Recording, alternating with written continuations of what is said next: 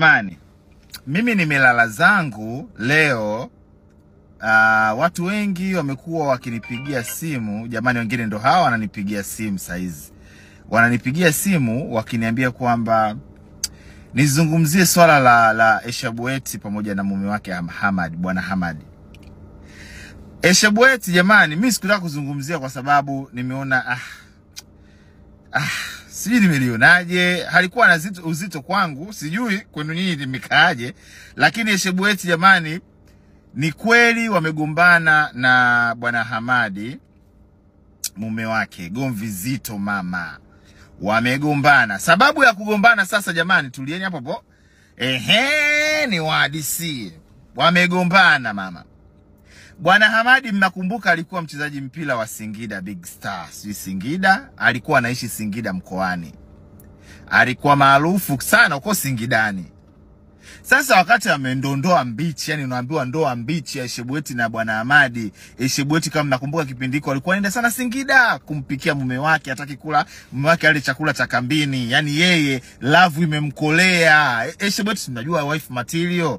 Anaga masiara kwenye ndoa yake, akipenda amependa, hataki kuachia kitu.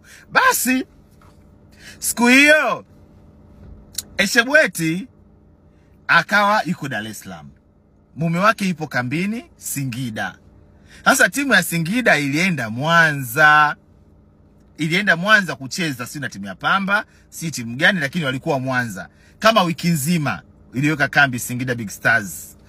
Huku na huku wakati yuko pale, bwana akampigia simu mke wake kwamba napata shida, vyakula vibaya, mke wangu nimeshazoea mkono wako, nimemisi mkono wako. Unajua hata madeko ya ndoa, sinchoshe mimi.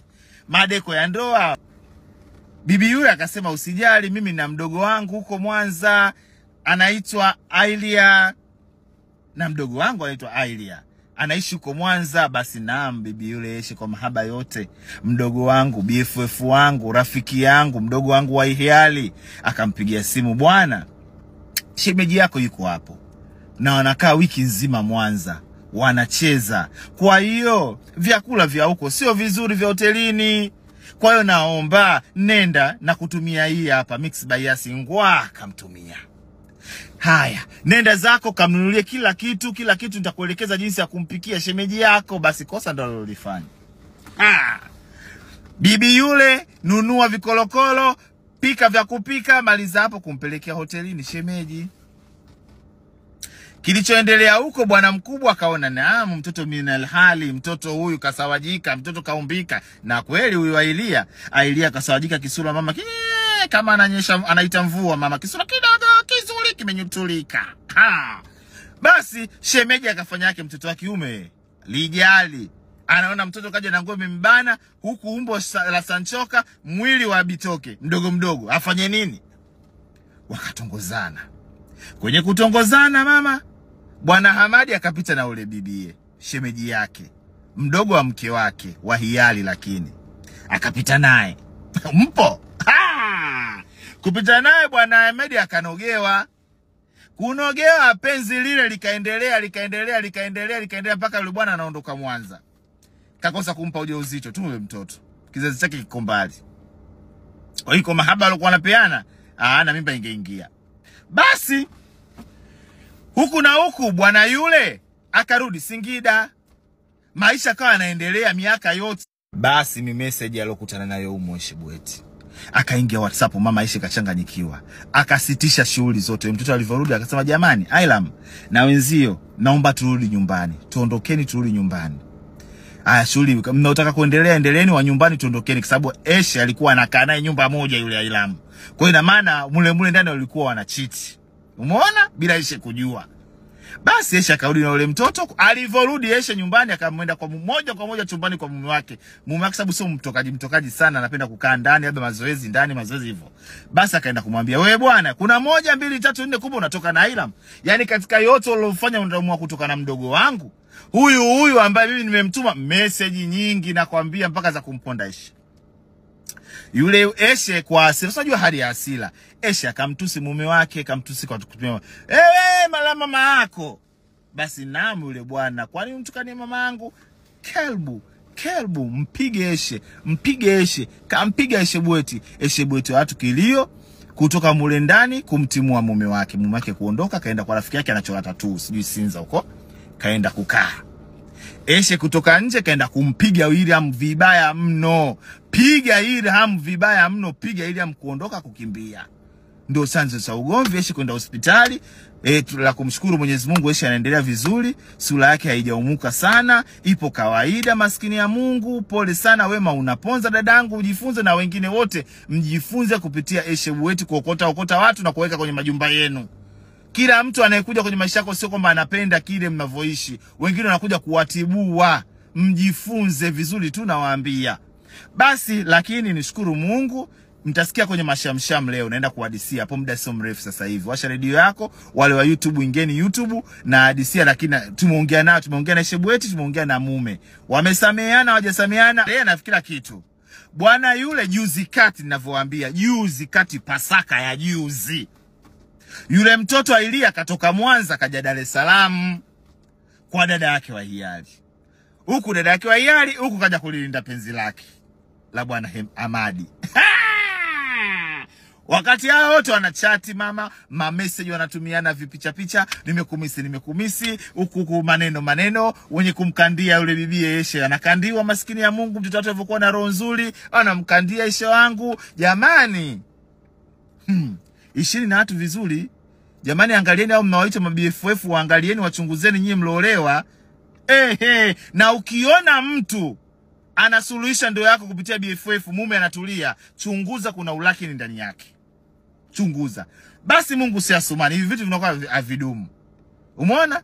Juzi siku ya Pasaka, Eshebweti kama kawaida, huaga anawapa good time wafanyakazi wake. Kawatoa wafanyakazi wake pale ofisini kwake. Kawatoa, jamani, kuleni, kunyweni mnachojisikia kula na kunywa. Basi kwenye kula na kunywa yule bibi Airam naye alikuwepo.